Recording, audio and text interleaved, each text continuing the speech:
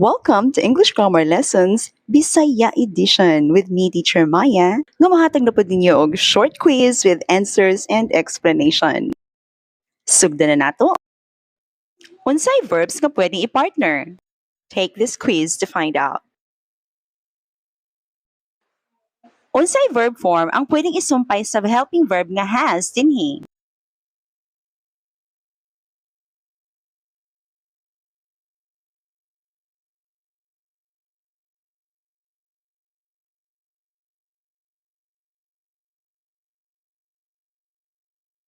Kaning B ang answer.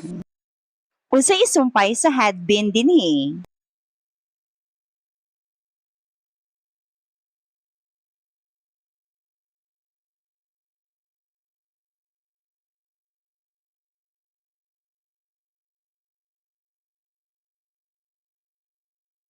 Kaning A ang saktong isumpay. Unsay saktong ibutang sa tunga sa should ug been?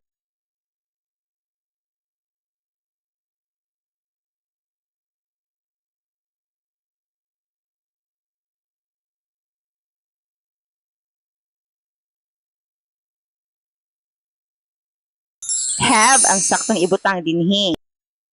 Unsang saktong porma sa have ang atong ibutang dinhi?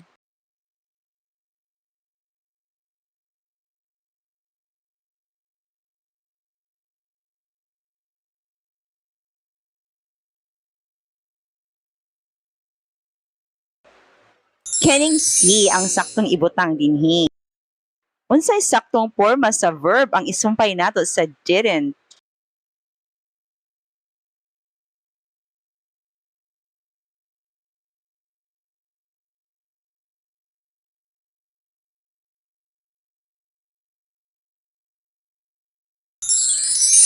Kaning option B.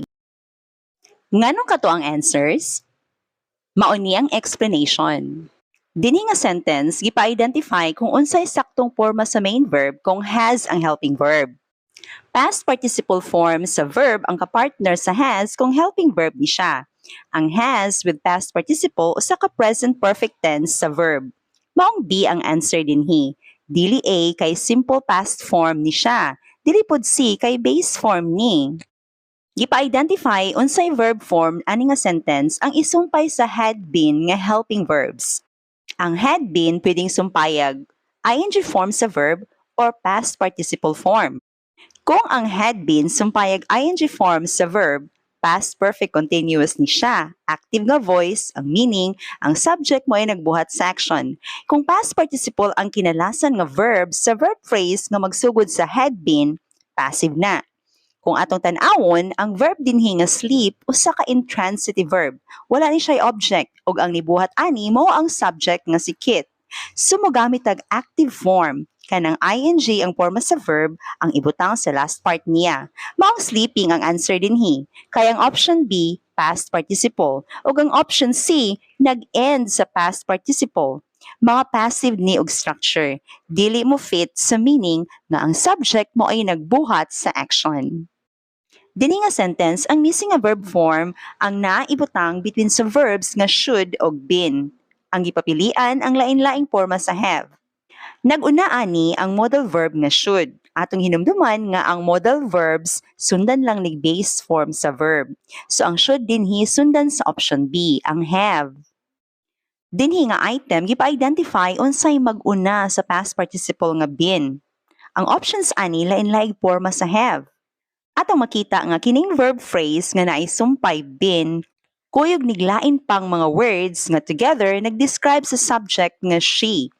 Kini mao ang blank been sick for a month. Kung ang verb gamiton para ma-describe sa noun or pronoun pareha ani nga item, ang pwedeng porma niya ing form or past participle. Sa options natay ing form nga gipapilian ang having pero wala tay past participle form. So obviously ang having ang answer dinhi. Dinhi nga item gipapilian kung unsay isumpay sa helping verb nga did in negative form. Ang gipapilian, lain-laing porma sa no.